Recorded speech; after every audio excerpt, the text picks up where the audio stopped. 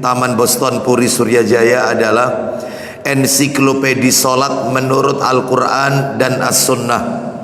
Bapak Ibu kaum muslimin dan muslimah rahimani wa rahimakumullah, saya ingin bertanya bagi Bapak Ibu yang mengikuti kajian pada bulan yang lalu, sampai di mana materinya Bapak Ibu pembahasan kita? Menurut catatan saya kalau tidak salah, kita sudah masuk pada bab syarat sahnya solat. Seseorang itu solatnya dikategorikan sah, diterima oleh Allah. Kalau tidak salah waktu itu kami sebutkan syaratnya ada 9. Betul begitu Bapak Ibu? Betul Ibu-Ibu? Dan itu tuntas ya? Baik, karena sudah tuntas, syarat sahnya solat ada 9, sudah kita bahas dengan dalil-dalilnya. Berarti sore hari ini kita akan masuk pada bab yang baru. Apa itu? Sifat solat Nabi yang pertama, tentang tata cara berwudu. Bagaimana berwudu mengikuti petunjuk Rasul Sallallahu Alaihi Wasallam. Jadi yang kita bahas sore hari ini adalah masuk pada pembahasan inti sifat solat Nabi yang pertama, tentang seputar wudu. Baik Bapak Ibu sekalian rahimani rahimakumullah, agar kajian kita tertata dengan baik, tidak melebar kemana-mana, maka materi kajian ini kami bagi menjadi 5 bagian. Yang pertama, saya akan menyampaikan tentang definisi wudhu. Apa artinya wudhu? Ini yang pertama.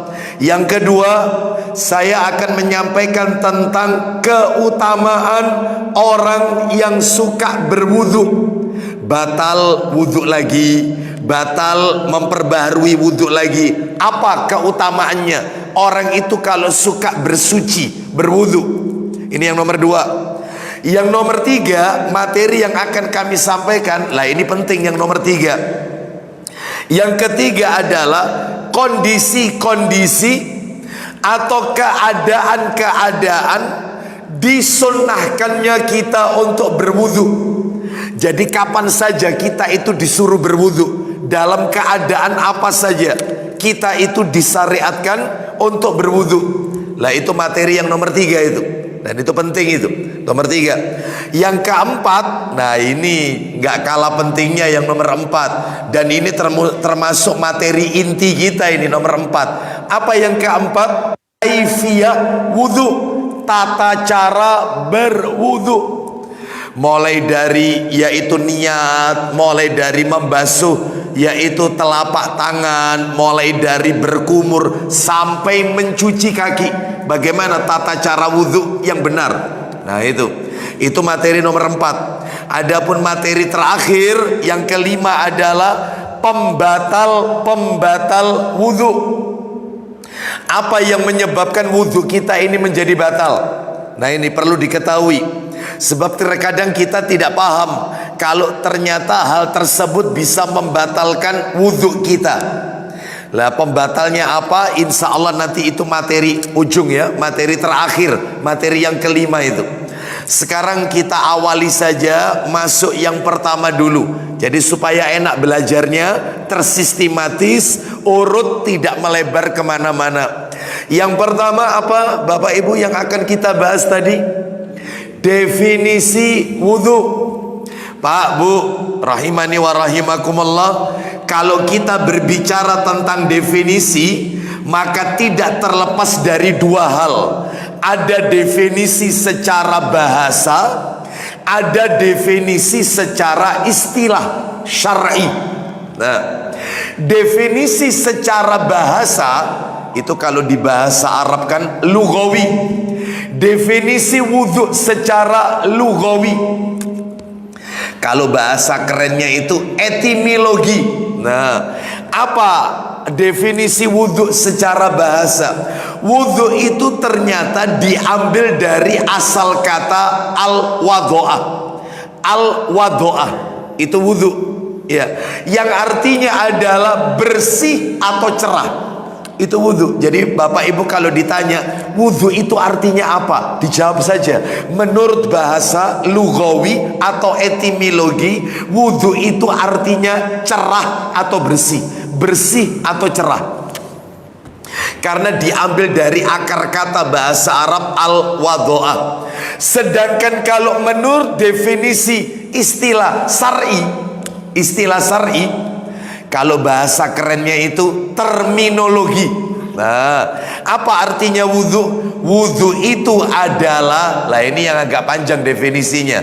Wudhu itu adalah menggunakan air. Jadi kalau menggunakan debu namanya tayamum. Lah yang kita bahas ini kan wudhu, berarti menggunakan air.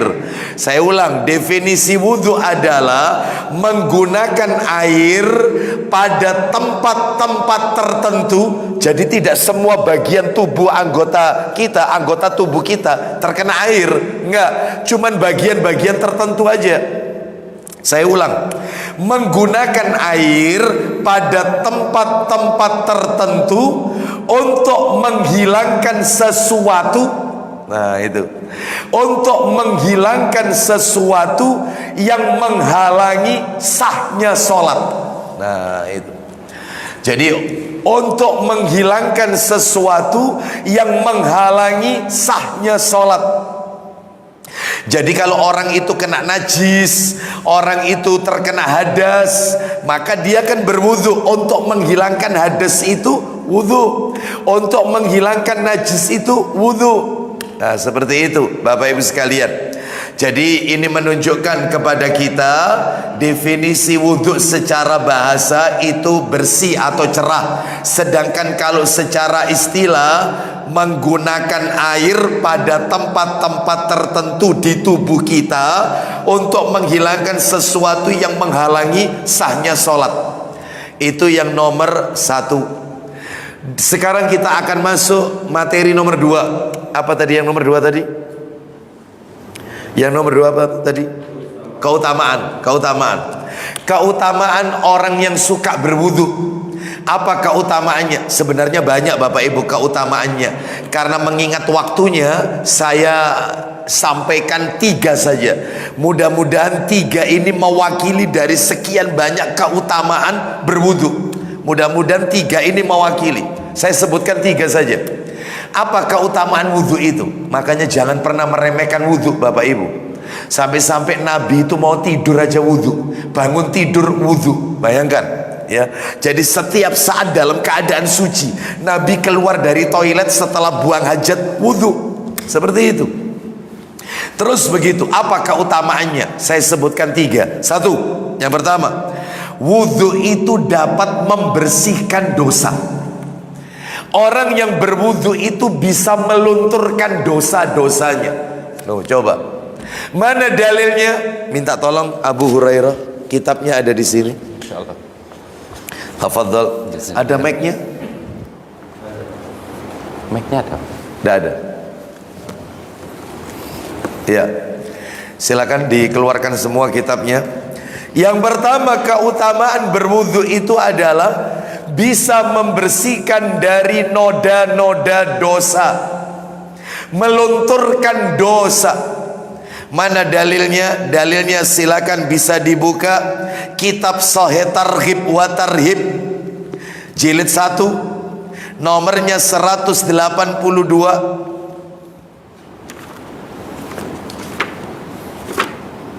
Sahih Targhib wa Tarhib nomor 182. Riwayatnya riwayat Muslim dari sahabat Utsman bin Affan radhiyallahu anhu. Belum belum connect ya? Belum connect. Sebentar. Nunggu aja dulu sebentar. Biar ibu-ibu dengar yang di belakang. Sudah. Yang di bawah, bawahnya. Bawah sendiri. Nah, itu. Belum. Belum. Belum. Baik, kalau begitu dibaca. Agak dikeraskan sedikit biar ibu-ibu yang di belakang dengar. Dari Utsman bin Affan, silakan. Dari Utsman bin Affan radhiyallahu an, dia berkata, Ya, Rasulullah sallallahu alaihi wasallam bersabda. saya baca teks Arabnya. Man tawaddoa fa ahsanal wudu'a kharajat khotayahu min jasadihi hatta takhruja min tahti adfari. Silakan. Barang siapa berwudu lalu dia membaguskan wudunya, Siapa yang berwudu dengan sempurna, memperbagus wudunya, maka kesalahan-kesalahannya keluar dari jasadnya hingga dia keluar dari bawah kuku-kukunya. Duh, sampai seperti itu Bapak Ibu sekalian. Siapa yang berwudu dengan sempurna, maka akan keluar segala dosa dari tubuhnya sampai keluar dari kuku-kukunya. Makanya jangan pernah meremehkan wudu. Ya, nah itu sudah ada. Bahkan Bapak Ibu, saya akan tunjukkan satu dalil lagi yang bikin kita merinding. Orang itu kalau berwudu bisa melunturkan dosa. Coba dibuka tambahan dalil satu nomor sebelumnya, Sahih Targhib wa Tarhib nomor 181 dari Abu Hurairah radhiyallahu an. Satu nomor sebelumnya 181. Ayo. Dari Abu Hurairah radhiyallahu an bahwa Rasulullah sallallahu alaihi wasallam bersabda, Idza tawadda al-'abdul muslim awil mu'minu faghasala wajhahu kharaja min wajhihi kullu khati'atin nadhara ilaiha bi'ainaihi ma'al ma'i aw ma'a akhiri qatril ma'. Silakan. apabila seorang hamba muslim atau mukmin berwudu, Kemudian lalu dia membasuh wajahnya, apabila seorang muslim, seorang mukmin, dia berwudu lalu dia membasuh wajahnya, mengusap wajahnya, maka lanjut, maka seluruh kesalahan yang dilihat dengan kedua matanya keluar dari wajahnya bersama air atau bersama tetes air yang terakhir. Masya Allah. Maka seluruh dosa yang ditimbulkan oleh mata kita itu semuanya luntur. Saya mau tanya sama panjenengan, jujur, dosanya mata itu banyak apa sedikit? Banyak. Suka melihat hal-hal yang Allah tidak ridho, entah itu di media sosial, apalagi kalau sudah buka YouTube lihat aurat. Allahu Akbar. Ya, bahkan kalau sudah lihat kan penasaran, semakin kita pencet tambah horor. Ya, seperti itu. Dosanya mata banyak sekali. Itu kalau wudhu mengusap wajah, semua dosanya luntur sampai tetesan air terakhir. Coba, belum kelar ini. Apa kata Nabi? Fa idza ghassala yadayhi kharaja min yadayhi kullu khati'atin kana batashtuha yadahu ma'al ma'i au ma'a akhiri qatril ma'. Silakan. Apabila dia membasuh kedua tangan, apabila dia membasuh kedua kakinya, maka seluruh kesalahan yang kedua kakinya melangkah kepadanya keluar dari kedua kakinya bersama air atau bersama tetes air yang terakhir. Baik, saya ulang ya, saya ulang teksnya. Fa idza ghassala rijlaihi kharajat kullu khati'atin masyadha rijlahu ma'al ma'i au ma'a akhiri, ya, qatril ma'i. Artinya apabila ia mencuci kedua kakinya, maka akan terhapus setiap dosa yang disebabkan oleh langkah kedua kakinya bersamaan air wudhu atau bersama akhir tetesan air wudhu. Yang namanya dosa kaki banyak. Sering kita langkahkan kaki kita ini ke tempat-tempat yang Allah tidak ridho. No itu. Maka seluruh kesalahan-kesalahan yang ada pada kaki itu luntur bersamaan tetesan air wudhu yang terakhir. Nah, sekarang poinnya, kesimpulannya. Apa kata Nabi? Hatta yakhruja naqiyan minadz dzunub. Silakan. Sehingga dia keluar dalam keadaan bersih dari segala dosa. Kata Nabi, hingga ketika selesai dari wudhunya, ia dalam keadaan suci, bersih dari dosa-dosa. Mudah-mudahan Allah ampuni semua dosa-dosa kita. Bapak ibu sekalian rahimani wa rahimakumullah, maka jangan pernah meremehkan yang namanya wudhu. Itu peluntur dosa Bapak ibu. Ya, baik, sekarang kita akan bahas yang nomor dua. Nomor dua, keutamaan wudhu yang nomor dua. Kan saya berjanji ada 3 yang akan kami sampaikan, keutamaan wudhu. Yang pertama sudah tadi, pembersih dari noda dosa. Yang nomor 2 adalah, lah ini yang bikin kita merinding. Yang nomor 3, anggota wudhu akan bercahaya pada hari kiamat. Anggota wudhu kita ini akan bercahaya nanti pada hari kiamat. Mana dalilnya? Silakan dibuka Sahih Targhib wa Tarhib, nomornya 177. 177. Nah, baca darinya Abu Hurairah radhiyallahu anhu bahwa Rasulullah sallallahu alaihi wasallam mendatangi kuburan. Nah, Nabi sallallahu alaihi wasallam mendatangi kuburan. Nabi berziarah kubur.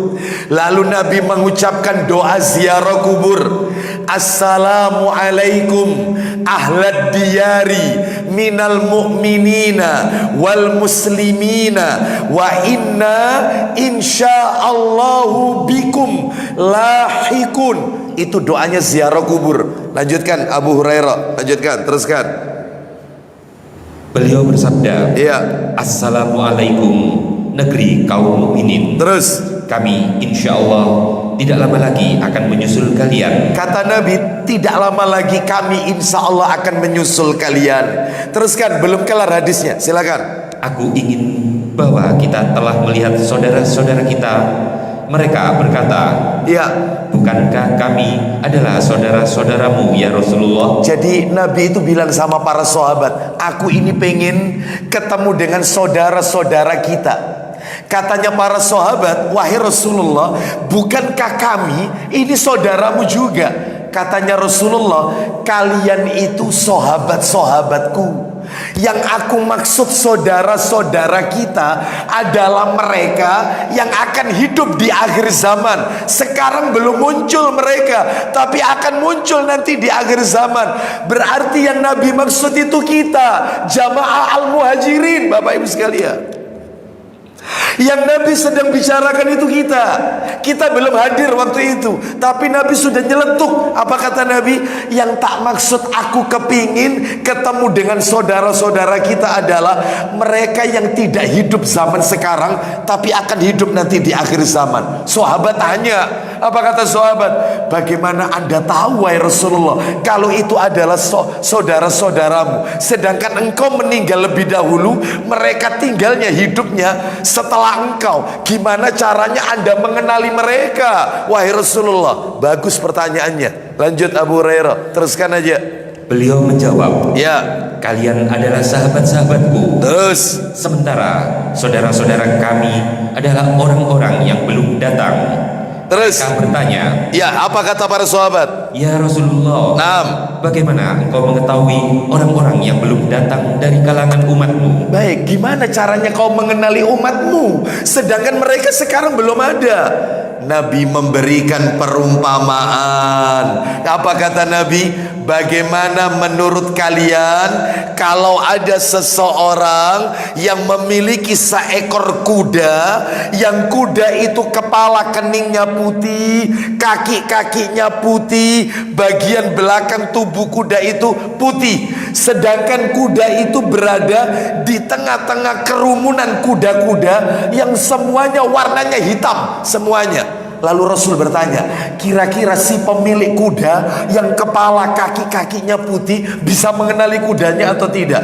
Katanya para sahabat, ya tentu, karena yang beda sendiri itu cuma satu itu aja, yang lain hitam semua. Seperti itulah aku nanti mengenali umatku. Wajahnya putih bercahaya, tangannya putih bercahaya, kaki-kakinya bercahaya karena bekas air wudhu. Makanya jangan tinggalkan wudhu. Batal wudhu lagi, batal wudhu lagi, supaya kita dikenali oleh Nabi nanti di hari kiamat. Lanjut Abu Hurairah, silakan. Beliau menjawab, Ya. apakah kalian perhatikan jika seseorang mempunyai kuda dengan kepala dan keempat kakinya putih di antara kuda-kuda yang hitam Terus legam, lanjut. apakah dia bisa mengenali kudanya? Terus Mereka menjawab, iya Rasulullah. Beliau bersabda, ya. sesungguhnya umatku akan hadir dengan wajah dan kedua tangan bersinar putih karena bekas wudhu. Nah, itu kata Nabi, inna ummati ya'tuna yaumal qiyamah ghurran muhajjalina min asaril wudhu.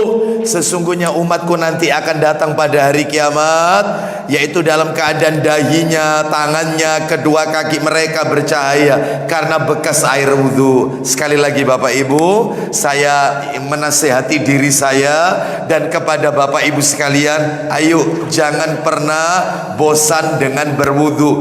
Batal wudhu lagi. Kalau batal wudhu, jadi kemana saja kita berada, tetap dalam keadaan suci. Tetap.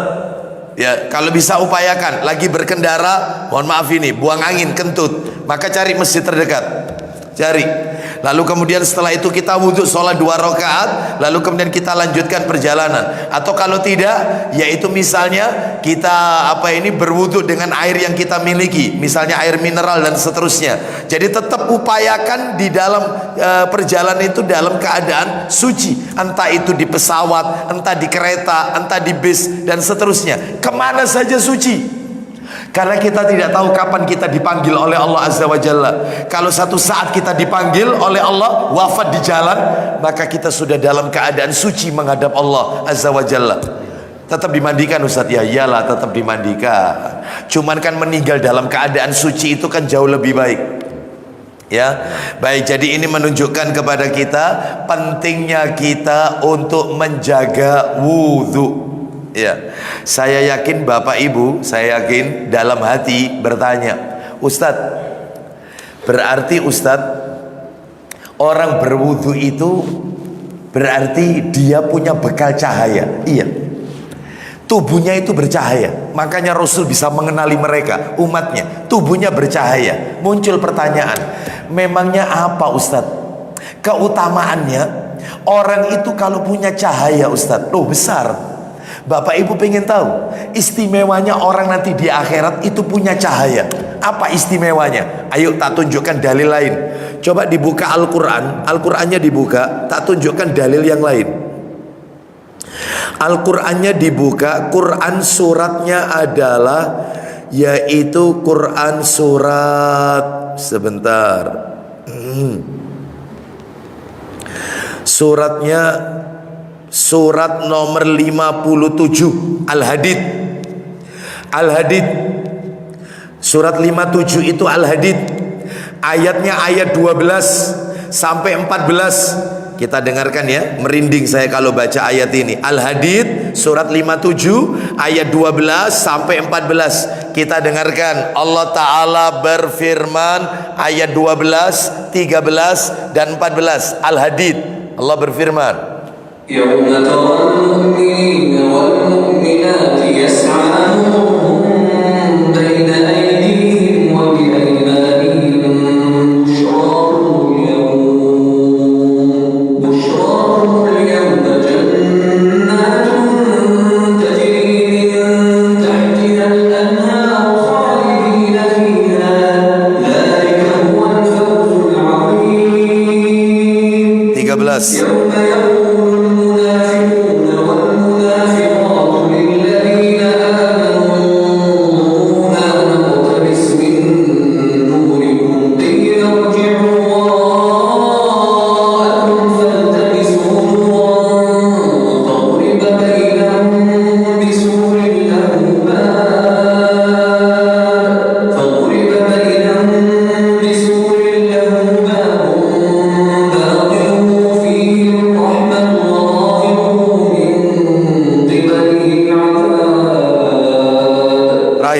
ينادونهم ألم نكن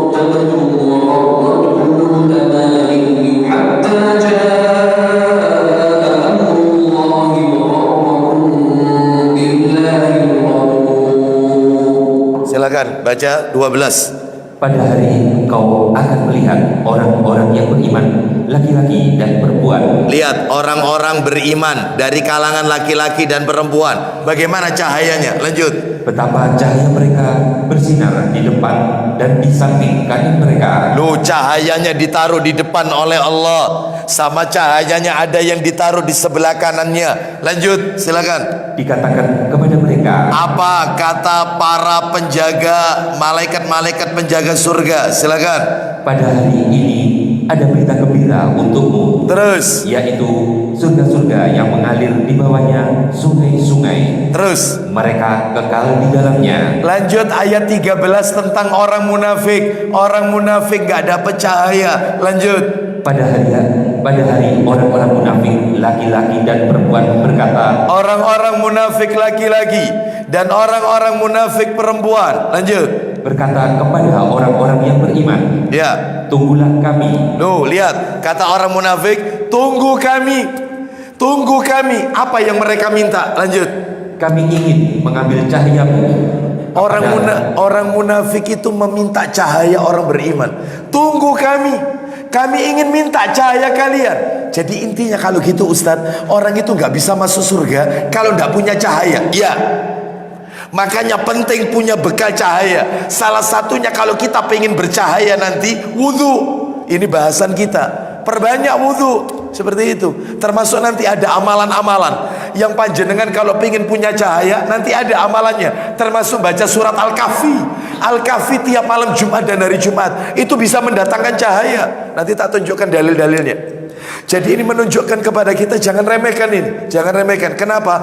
Orang bisa masuk surga harus punya bekal cahaya. Buktinya orang munafik berkata, ulang lagi Abu Hurairah, Tunggulah kami.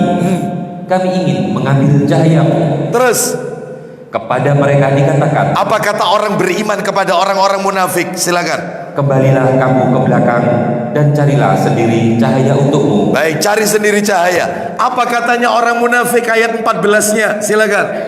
Orang-orang munafik memanggil orang-orang mukmin. Terus, Bukankah kami dahulu bersama kamu? jadi katanya orang munafik, biyen kon lak koncoku.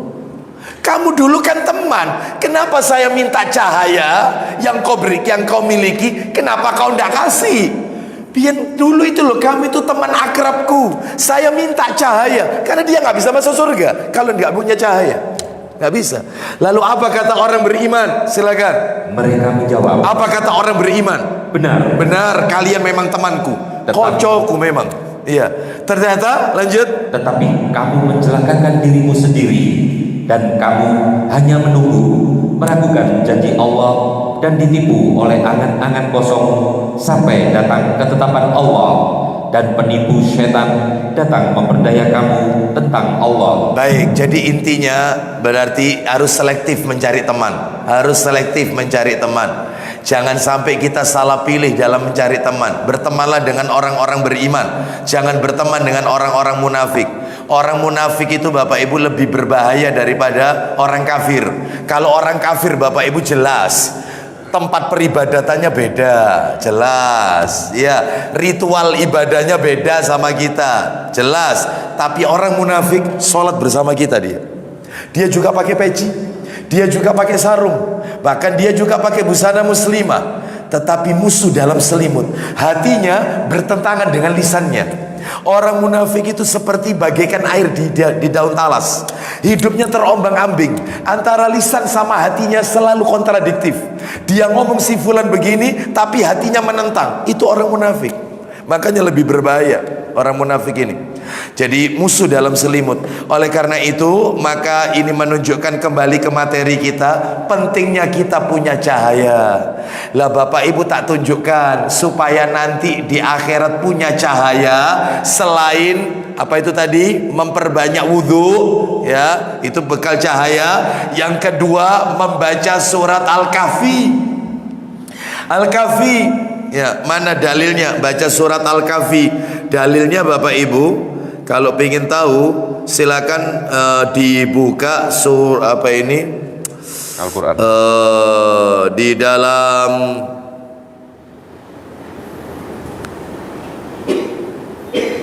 Oh, Sahih Targhib wa Tarhib jilid 2 mestinya. Saya nggak bawa. Sahih Targhib wa Tarhib jilid 2. Ya, jilid 2. Masjid ada Sahih Targhib wa Tarhib jilid 2, Bapak? Ada kira-kira? Nggak ada ya? Oh, baik kalau gitu ya. Baik, disebutkan man qara'a suratal kafi fi yaumil jumu'ah adha'a lahu minan nuri ma bainal jum'ataini. Siapa yang membaca surat Al-Kahfi pada hari Jumat, maka dia diterangi oleh cahaya di antara dua Jumat. Loh, yang menarik itu kalau bacanya malam hari. Malam hari ini begini kata Nabi, man qara'a suratal kahfi lailatal jumu'ah adha'a lahu minan nuri ma bainahu wa bainal baitil atiq. Artinya barang siapa yang membaca surat Al-Kahfi pada malam Jumat, maka dia akan mendapatkan cahaya, disinari cahaya antara dirinya dengan Ka'bah. Jadi kita sampai ke Ka'bah, Ka'bah di Masjidil Haram Bapak Ibu, Mekah. Itu kita sampai ke sana, itu cahaya itu besarnya sekian nanti di hari kiamat. Asalkan rutin baca Al-Kahfi tiap malam Jumat, malam Jumat. Kalau dibacanya pagi hari beda pahalanya. Kalau baca Jumat pagi atau hari Jumatnya beda, yaitu pahalanya antara dua Jumat, Jumat pekan ini sampai Jumat pekan depan. Itu besarnya cahaya. Tapi kalau bacanya malam hari, itu besarnya cahaya antara kita baca di Al-Muhajirin malam Jumat Al-Kahfi sampai ke Ka'bah. Itu besarnya cahaya yang akan Allah berikan. Orang butuh modal supaya masuk surga, modalnya adalah cahaya. Cahaya. Termasuk amalannya apa lagi Ustaz? Supaya kita itu tahu apa itu, supaya kita dapat cahaya. Di antaranya amalan yang lain adalah jangan suka mencabuti uban. Jangan. Rambut putih, jangan. Karena orang rambut putih itu modal, itu akan menjadi cahaya nanti di hari kiamat. Lah ini malah nyuruh anaknya 1.500. Ya, memang gatel, ndak enak, ndak nyaman, kelihatan tua kan gitu ya. Seperti itu, mau sore si enom jenggotan wis putih, ya, akhirnya dicabut, disemir. Jangan, apalagi disemir hitam, nggak akan dapat bau surga. Orang yang nyemir, yaitu mengecat rambutnya ke warna hitam, warna asalnya, maka dia ndak akan mencium aroma wanginya surga. Sedangkan bau surga itu baru bisa tercium sepanjang perjalanan 70 tahun. Jadi 70 tahun sebelum masuk surga. Sedangkan satu hari di surga 1000 tahun. Satu hari ini 70 tahun. Belum masuk surga 70 tahun kali sekian. Satu hari itu 1000 tahun. Sedangkan ini setahun aja, ini 70 tahun Bapak Ibu. Waduh, panjang sekali. Itu aroma surga bisa tercium. Ini ada orang yang gak dapat bau surga. Siapa? Suka menyemir rambutnya dengan warna hitam. Gak usah. Jadi kalau kepingin kita tampan, sekalipun kita itu penampilan kita bagus, meskipun rambut putih, dipacar aja, yaitu dengan warna selain hitam. Jangan hitam, kemerahan, kecoklatan. Sebagaimana Abu Bakar As-Siddiq jenggotnya berwarna kunyit, kekuning-kuningan Abu Bakar itu. Ya, makanya Bapak Ibu kalau ke Masjidil Haram itu banyak, yaitu orang-orang Pakistan, orang-orang Timur Tengah sana jenggotnya merah, ada yang oranye, ada yang kuning, ada yang coklat. Sunnah itu pacar ya, bukan semir, bukan pacar. Memang dah awet, mungkin sebulan luntur kasih lagi pacar supaya senyawa dengan air. Kalau semir nggak senyawa, kalau kita wudhu nggak senyawa. Lah ini berat nanti. Jadi Bapak Ibu boleh rambut itu dirubah. Ustadz ada yang tanya, gimana kalau misalnya rambut saya yang sudah putih ini itu tak warnai biru, hijau, terus ada coklat? Itu supporter bola. Ya. Itu namanya tamsyish, ya, itu supporter bola. Nah, itu yang tidak diajarkan oleh Nabi, menyerupai orang-orang ahlul kitab. Satu aja, kayak coklat atau kemerahan, henna dengan katam, ya, daun pacar. Baik, kita lanjutkan. Jadi itu salah satunya. Termasuk tak tunjukkan, hafalkan doa ini.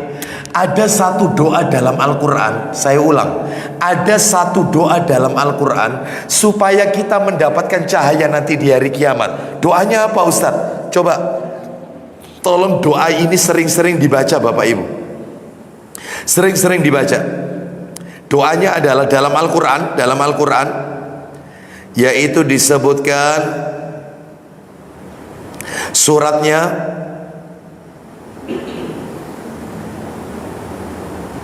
Surat nomor 57.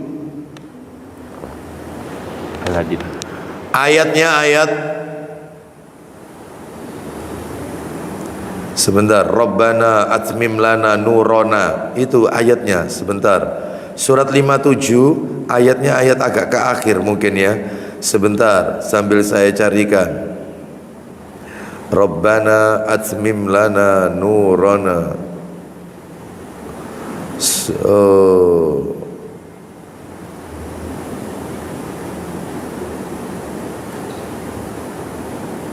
Ayat berapa itu? Ada yang ketemu enggak?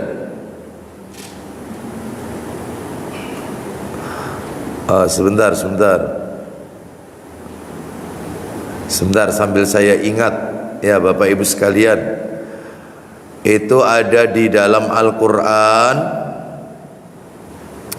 Maaf, coba suratnya surat nomor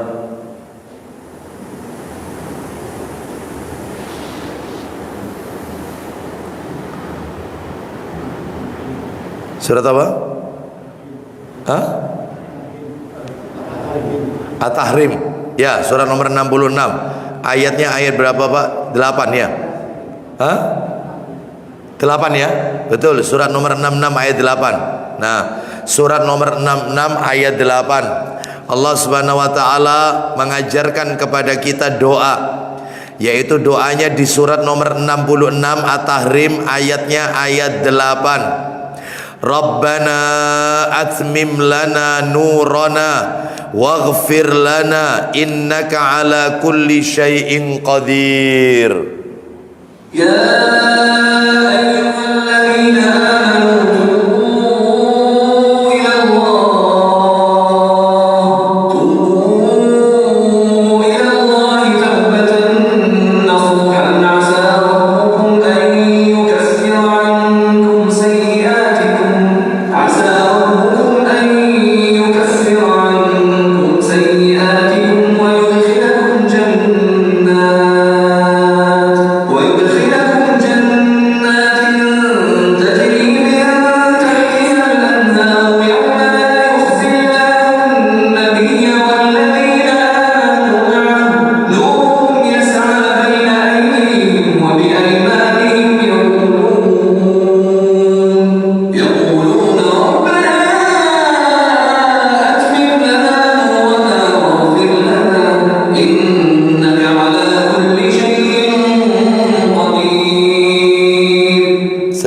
Allah Ta'ala berfirman, ayo wahai orang-orang yang beriman, bertobatlah kepada Allah dengan taubat yang semurni-murninya. Terus taubatan nasuha, lanjut. Mudah-mudahan Tuhan kamu akan menghapus kesalahan-kesalahanmu dan memasukkan kamu ke dalam surga-surga yang mengalir di bawahnya sungai-sungai pada hari ketika Allah tidak mengecewakan Nabi dan orang-orang yang beriman bersama dengannya. Terus sedang cahaya mereka memancar di hadapan dan di sebelah kanan mereka. Loh, diulangi lagi, tadi surat Al-Hadid tadi kan disebutkan orang beriman itu cahayanya diletakkan di depan sama sebelah kanan. Ini beda lagi suratnya At-Tahrim. Allah lanjutkan lagi, Allah tegaskan cahaya mereka ada di depan dan di sebelah kanan. Lalu kemudian doanya, silakan. Ya Tuhan kami, ya Rabb kami, sempurnakanlah untuk kami cahaya kami dan ampunilah kami. Sungguh Engkau Maha Kuasa atas segala sesuatu. Itu Bapak Ibu, dihafalkan doa itu, pendek kok. Rabbana atmim lana, yang bawahnya, yang bawah. Rabbana atmim lana nurona, ya, waghfir lana, begitu ya. Innaka ala kulli syai'in qadir, yaitu aja. Termasuk Bapak Ibu ada doa, saya yakin Bapak Ibu pernah mendengar doa ini. Doa menuju masjid, doa keluar rumah menuju masjid. Itu isinya doa itu minta cahaya, isi doa itu. Makanya dihafalkan doa-doa seperti ini. Karena kita nggak akan bisa masuk surga kalau nggak punya bekal cahaya. Penting ini. Bagaimana doanya? Doa keluar rumah menuju masjid.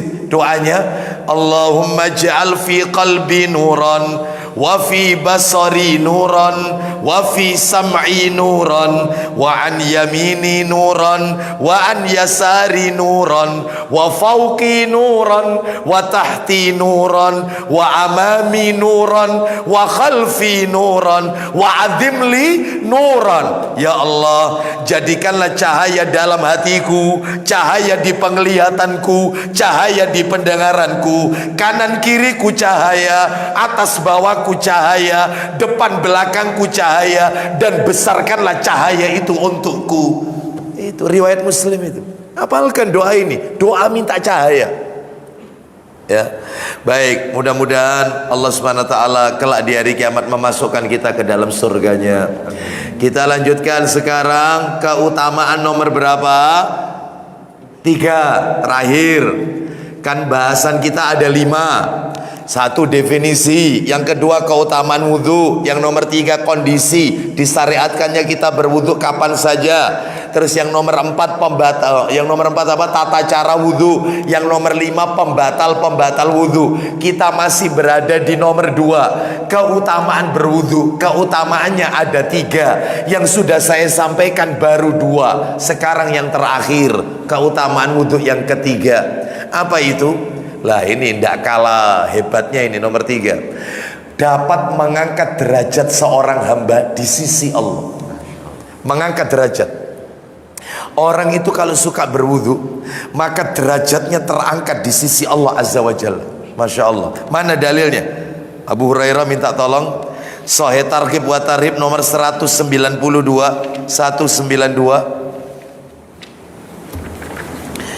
Nah, 192. Ya, silakan dari Abu Hurairah. Ya, dari Abu Hurairah. Lah berarti dari antum sendiri, enggak toh? Iya. Namanya Abu Hurairah juga ini soalnya. Iya, beliau ini. Ya, silakan dibaca dari Abu Hurairah. Dari Abu Hurairah radhiyallahu anhu bahwa Rasulullah sallallahu alaihi wasallam bersabda, Ala adullukum ala ma yamhullahu bihil khataya wa yarfa'u bihid darajat. Silakan.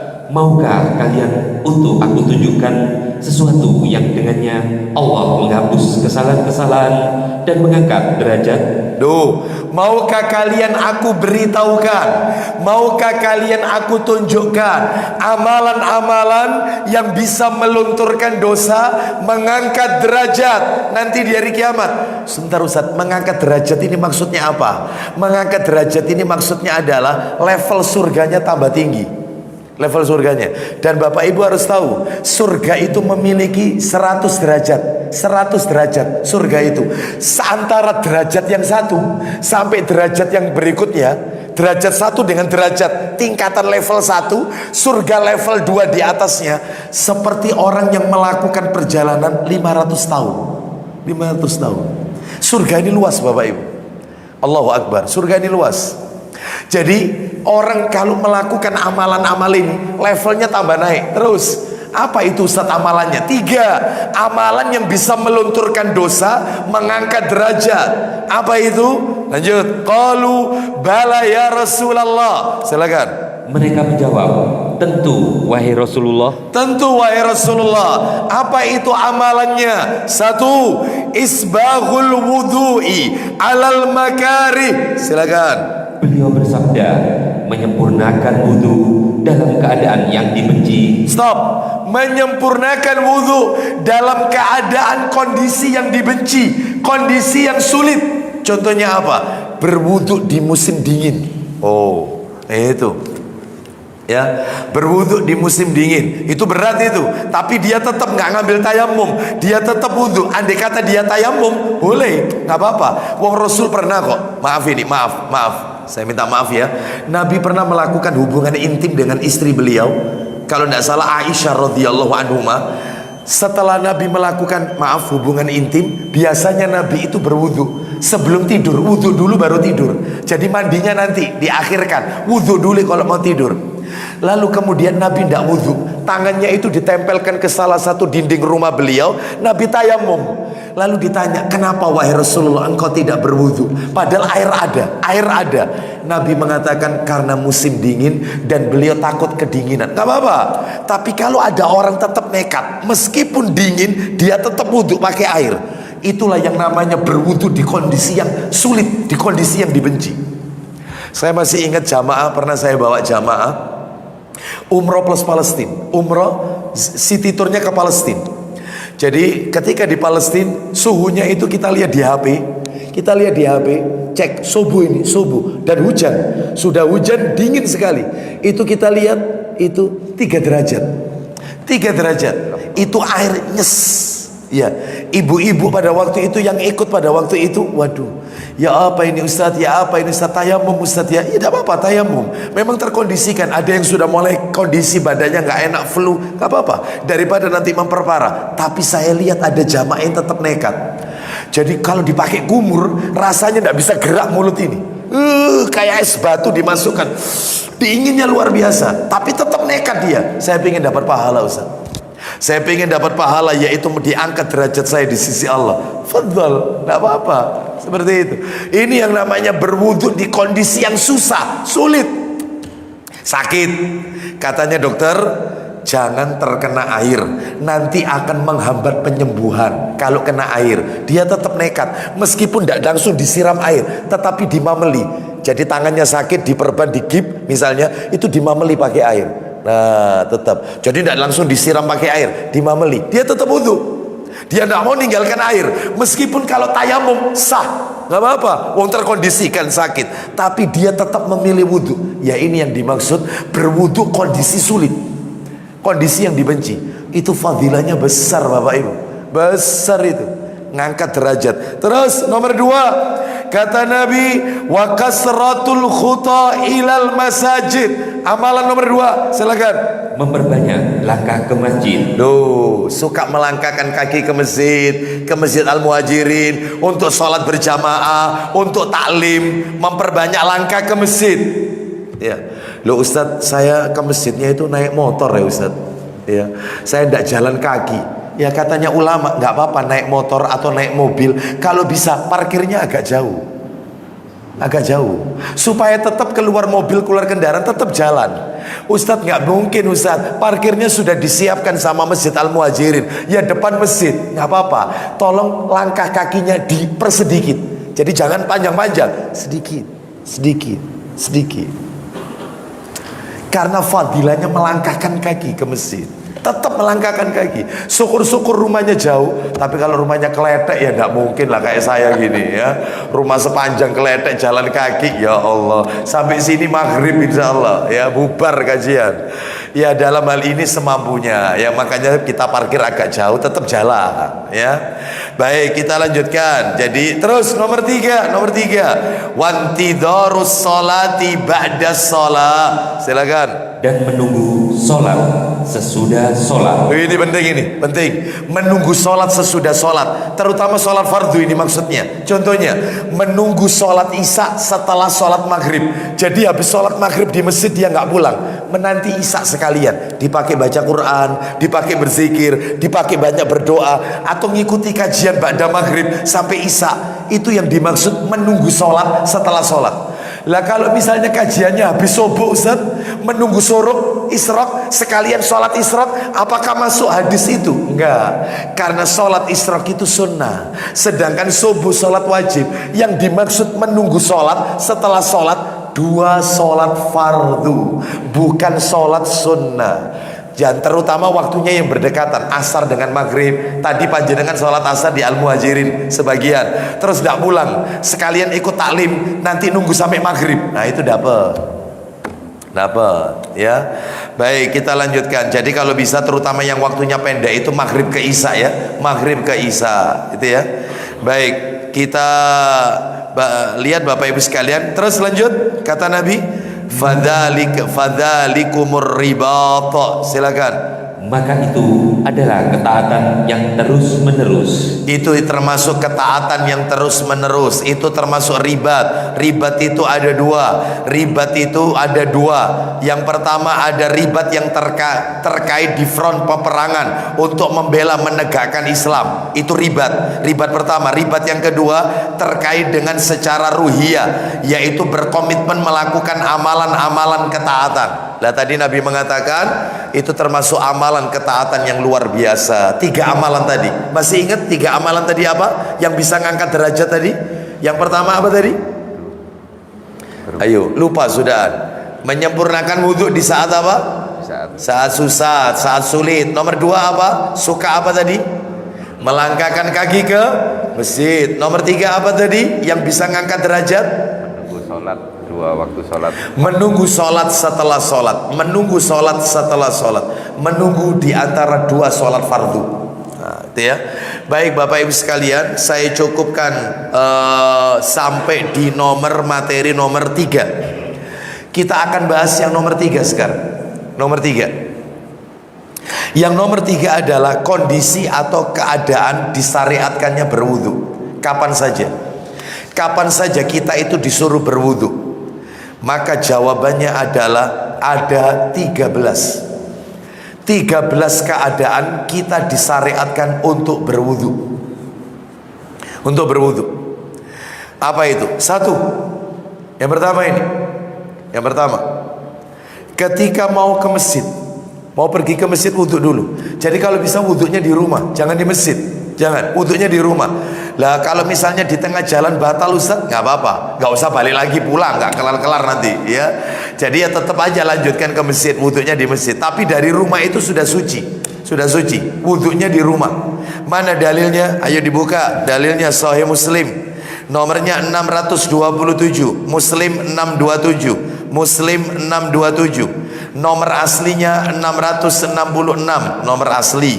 Yang kita baca ini cetakan terjemahan 627. Ayo baca dari Abu Hurairah radhiyallahu an.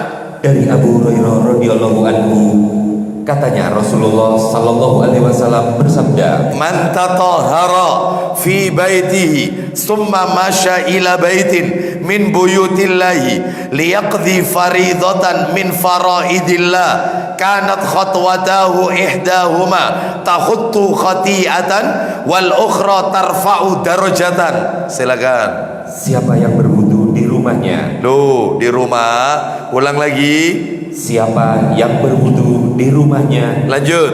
kemudian dia pergi ke masjid menunaikan sholat wajib, maka setiap dia melangkah 2 langkah, Ya. langkahnya yang pertama menghapus 1 dosa, Terus langkah yang kedua. sedangkan langkah yang kedua mengangkat derajatnya 1 derajat. Loh, semakin banyak melangkah semakin banyak derajatnya. Asalkan syaratnya 1, wudunya di rumah. Wudunya di rumah. Lihat itu tadi, kata Nabi tadi. Mudah-mudahan panjenengan masih ingat. Siapa yang wudunya di rumah, lalu dia berangkat menuju masjid untuk menunaikan sholat wajib, itu setiap kali dia melangkah 2 langkah, kaki kanan melangkah menghapus dosa, yang kiri melangkah nambah derajat, yang kanan melangkah menghapus dosa, kiri melangkah nambah derajat. Semakin terus banyak melangkah, maka semakin banyak dosa yang dilunturkan, diampuni oleh Allah, dan semakin banyak derajat yang akan Allah berikan kepada kita nanti di akhirat. Loh ini. Jadi wudunya di mana kalau gitu? Yang pertama, rumah. Nomor 2, ketika mau baca Al-Qur'an, kalau bisa wudu. Jangan sampai baca Quran tidak wudu. Wudu, yang benar itu wudu dulu, suci. Ustaz, meskipun kita tidak suci kan tidak apa-apa, tidak apa-apa. Tapi yang kalau ditanya yang afdol, wudu. Kan kita cari yang afdol, yang lebih utama. Wudu, mana dalilnya? Al-Waqiah, surah nomor 56. Lu ada di Quran Ustaz? Iya di Quran, ada di Quran. Surat Al-Waqiah, surah nomor 56, ayatnya 77 sampai 79. Surat nomor 56, ayat 77 sampai 79. Allah berfirman, Innahu laqur'anun karim fi kitab fi kitabin maknun la yamassuhu illa al-mutahharun. Ayo dibaca 77 sampai 79. Dan ini sesungguhnya Al-Quran yang sangat mulia Terus dalam kitab yang terpelihara Lauh Mahfuz, terakhir, tidak ada yang menyentuhnya, ulang lagi, tidak ada yang menyentuhnya, sekali lagi, tidak ada yang menyentuhnya selain hamba-hamba yang disucikan. wudhu dulu menyentuh Quran. Ini pendapat yang paling kuat ya. Ustadz, saya baca Quran itu bukan mushaf, pakai aplikasi Quran di Android Ustadz, aplikasi Quran. Apakah harus wudhu? Nggak pakai wudhu nggak apa-apa. Tapi kalau penjenengan mau wudhu itu lebih afdol, meskipun aplikasi Quran yang ada di Android kita wudhu, karena yang kita baca ini ayat-ayat Allah. Maka jadikan tubuh kita dalam keadaan suci. Lah wanita haid Ustaz, wanita nifas, wanita yang sedang halangan, apa boleh baca Quran? Boleh, asalkan kalau baca mushaf pakai sarung tangan. Ketika menyentuh Quran pakai sarung tangan, pelapis menyentuh Quran. Tapi kalau itu bukan mushaf, mushaf itu Quran yang tidak ada artinya. Tapi kalau itu Quran terjemah atau tafsir Quran atau apalagi di HP, maka tidak perlu pakai sarung tangan, tidak apa-apa, karena itu bukan mushaf. Ini yang pegang mushaf, Quran yang tidak ada artinya, itu mushaf, itu tidak ada artinya, itu harus pakai sarung tangan menyentuhnya. Wanita haid boleh baca Quran, boleh ya, menurut pendapat yang kuat. Wallahu a'lam bishawab. Yang tidak boleh sama sekali itu adalah wanita junub habis jima baca Quran, nggak boleh, harus mandi. Kenapa kok dibedakan Ustaz? Junub itu kotor, haid itu juga kotor, sama-sama kotor. Kenapa kok dibedakan? Beda. Kalau haid waktunya lama, bisa seminggu, bisa lebih, wanita haid. Sedangkan kalau junub sekarang jima, hari itu juga bisa mandi besar. Ngapain memperlama mandi besar? Habis jima langsung mandi, sucikan, baca Quran. Makanya orang junub nggak boleh baca Al-Quran, apalagi nyentuh Quran, meskipun pakai sarung tangan, nggak boleh, nggak boleh. Harus mandi dulu, mandi besar. Tapi kalau haid nunggu lama, 5 hari, 7 hari, bahkan ada yang lebih 10 hari, bahkan ada juga yang lebih haidnya. Nah, begitu ya. Termasuk nifas. Nifas itu boleh karena 40 hari wanita nifas itu. Ya, baik, kita lanjutkan sekarang, yaitu yang ketiga. Yang ketiga, kapan kita disyariatkan untuk berwudu? Ketika mau tidur wudu, mau tidur wudu. Dalilnya, ayo dibuka Sahih Bukhari, nomornya 163, Bukhari nomor 163. Hujan ini? Tidak. Enggak ya? Oh, ini suara AC. 163, nomor aslinya 247, nomor aslinya dari Al-Barra bin Azib radhiyallahu anhu. Silakan. Barok dari cek Ya.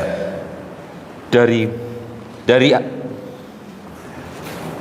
Coba dites lagi. cek Nah, berarti agak tegak dikit. Ya. dari Barok bin Azib radhiyallahu anhu mengatakan Ya. bahwa Nabi Shallallahu alaihi wasallam bersabda kepadanya, Ya. Apa katanya Nabi sallallahu alaihi wasallam? apabila engkau hendak tidur, Apabila kalian mau tidur, maka berwudulah lebih dahulu seperti wudu untuk sembahyang. loh, kalau mau tidur wudhu dulu, seperti kalian kalau mau sholat wudhu dulu kalau mau tidur. Ini nomor 3. Nomor 4 saya tutup sampai nomor 5 saja karena memang waktunya Bapak Ibu. Yang nomor 4 adalah ketika bangun tidur. Ketika bangun tidur itu wudhu, mau tidur wudhu. Bapak Ibu mohon maaf, sayang kitabnya tidak ada di sini. Sebenarnya masjid ini ada kitabnya, ada sebenarnya ya. Sahih Targhib wa Tarhib kalau tidak salah jilid 2 itu, jilid 2. Yang saya bawa ini jilid 1. Itu katanya Nabi begini, perhatikan baik-baik. Orang itu kalau mau tidur wudhu, maka ada malaikat, ada ya. Nah, maka ada malaikat yang menyusup ke baju atau selimut orang itu. Malaikat itu menyusup ke pakaian orang itu atau selimutnya orang itu. Kata Nabi, setelah itu orang itu ketika tidur tentunya kan bergerak-gerak, miring ke kanan, lalu terlentang, entah lagi mungkin miring ke kiri. Setiap orang itu bergerak dalam tidurnya, malaikat itu mendoakan, Allahumma gfirlahu warhamhu, ya Allah ampuni orang ini, rahmati orang ini ya Allah. Itu didoakan. Makanya pentingnya mau tidur itu wudhu. Malaikat itu menyusup ke pakaian atau ke selimut kita sambil doakan Allah maghfirlahu, Allah maghfirlahu warhamu, Allah maghfirlahu. Setiap kali kita bergerak-gerak itu, apalagi orang tidur banyak tingkahnya, tambah banyak doanya ya. Ya, jadi Bapak Ibu sekalian, dalam hal ini pentingnya orang kalau mau tidur itu berwudu lebih dahulu. Sekarang yang nomor 4 tadi, bangun tidur wudu. Mana dalilnya? Ayo dibuka Sahih Muslim, nomornya 201 dari Ibnu Abbas radhiyallahu anhuma. Muslim 201, Muslim 201, nomor aslinya 256, nomor aslinya. Sudah. Ya, silakan. Dari Ibnu Abbas radhiyallahu anhu, katanya, pada suatu malam dia bermalam di rumah Nabi sallallahu alaihi wasallam. Ya. Tengah malam beliau bangun dan pergi keluar rumah. Nah, terus Beliau memandang ke langit, lalu beliau baca ayat surat Ali Imran 10 ayat terakhir. Lanjut. dalam surat Ali Imran. Kemudian beliau kembali ke rumah, lalu menggosok gigi, mengambil wudhu. Nah, mengambil wudhu kan. Jadi bangun tidur itu berwudhu. Terakhir sekarang nomor 5. Saya tutup aja sampai nomor 5. Yaitu pada saat akan berdoa kepada Allah Subhanahu wa taala. Pada saat akan berdoa kepada Allah Subhanahu wa taala. Lu berdoa itu harus wudhu dulu, Ustaz. Bapak Ibu mohon maaf. Sebenarnya tanpa wudhu pun tidak apa-apa. Panjenengan kalau berdoa tidak apa-apa. Misalnya buang angin, kan berarti batal wudhunya. Terus panjenengan berdoa Robbana atina, Robbana, nggak apa-apa, boleh. Cuman kalau panjenengan bertanya yang afdol yang mana, itu wudhu. Kenapa Ustadz kok ngomong yang afdol itu wudhu kalau mau berdoa? Karena ada dalilnya. Dalilnya di mana? Sahih Bukhari, nomor asli tapi, nomor asli. Abu Hurairah sudah pernah download? Belum. 9 hadis itu? Belum. Baik, saya bacakan aja. Sahih Bukhari, Sahih Bukhari, nomornya bisa dicatat 4323, 4323, 4323. Sahih Bukhari nomor 4323. Ini panjang, saya bacakan ya. Perhatikan baik-baik. 4323. Saya bacakan.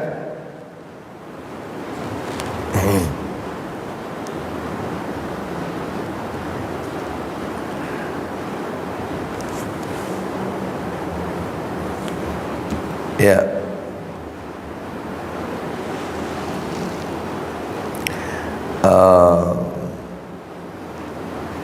Ya, betul.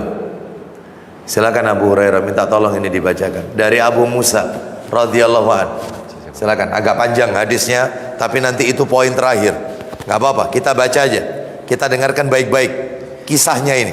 Sahih Bukhari 4323. Silakan. Dari Abu Musa radhiyallahu anhu, katanya, selepas Nabi sallallahu alaihi wasallam dari perang Hunain. Perang Hunain, lanjut. Beliau utus Abu Amir memimpin pasukan ke Autas. Autos, perang Autos. Ada perang Autos, ada perang Hunain, ada perang Autos. Lanjut. Selanjutnya Abu Amir temui Duraid bin Sima. Terus. Dan Duraid pun terbunuh. Kemudian Allah menghancurkan para pengikutnya. Kata Abu Musa, Rasul mengutusku bersama Abu Amir. Abu Amir kemudian terkena lemparan pada lututnya. Kena panah pada lututnya. Terus Dia terkena panah yang dibidikkan oleh Jusyami, hingga panah itu terus menancap di lututnya. Terus Aku pun menemuinya dan Terus. bertanya, silakan. wahai paman, siapa yang melemparmu? Siapa yang melemparmu dengan panah ini sampai kena lututmu ini? Lanjut. Dia memberi isyarat kepada Abu Musa dan berujar, itulah pembunuhku. Terus. yang telah membidikan panah kepadaku. Lanjut, teruskan. Maka aku memburunya dan berusaha kutemui. Ketika ia melihatku, dia melarikan diri. Maka aku terus mengutipnya dan kuejek. Apa kamu tidak malu? Tidak bisakah engkau bertahan? Terus Dia pun bertahan. Kami bergantian menebas dengan pedang 2 kali sabetan.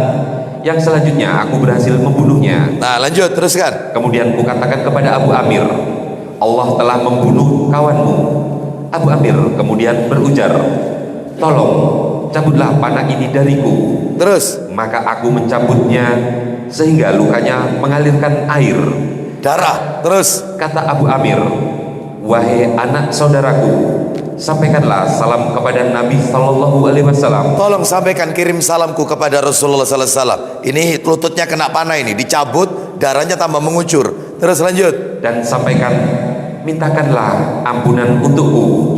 Dan Abu Amir menjadikanku sebagai komandan para sahabat. Baik, dia berkata kepada keponakannya, sampaikan kepada Rasulullah ya, tolong doakan aku supaya diampuni oleh Allah. Ini mau meninggal ini soalnya. Tolong kirim salam dan tolong aku didoakan supaya Allah mengampuni dosa-dosaku. Lanjut, teruskan.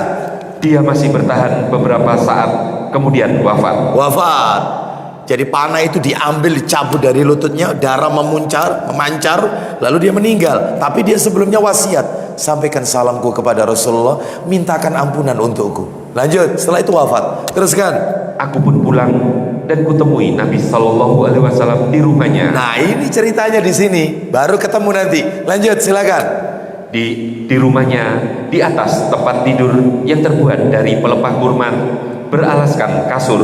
Terus. Dan pelepah kasurnya membekas di punggung dan pinggangnya. Loh, Nabi itu pelepah alas tidurnya pelepah kurma sampai ngecap punggungnya itu, ngecap. Sedangkan kita spring bed, Bapak Ibu. Ya Allah, Nabi tidak ada AC, kita pakai AC, banyak fasilitas.